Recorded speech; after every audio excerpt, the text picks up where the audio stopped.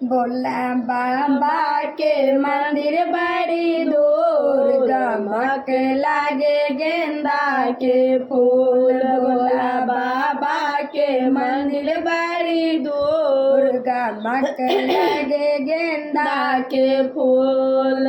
मलिया दुआर से फूल मंगवायब, मलिया दुआर से फूल मंगवायब। भोला बाबा के सिरो चढ़ायब, गमक लागे गेंदा के फूल। भोला बाबा के सिरो चढ़ायब, गमक लागे गेंदा के फूल। भोला बाबा के मंदिर बड़ी दूर, गमक लागे गेंदा के फूल। भोला बाबा के मंदिर बड़ी दूर, गमक लागे गेंदा के फूल। हलवाई दुआर से लड्डू मंगायब, हलवाई दुआर से लड्डू मंगायब। भोला बाबा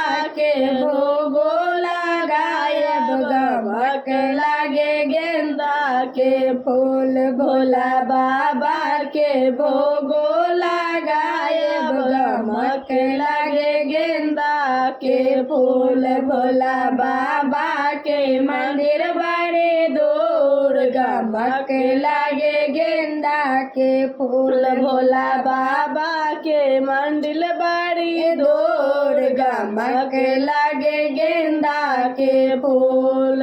ग्वाल दुआर से दूध मंगायब, ग्वाल दुआर से दूध मंगायब। भोला बाबा के सिरो चढ़ायब, गमक लागे गेंदा के फूल। भोला बाबा के सिरो चढ़ायब, गमक लागे गेंदा के फूल।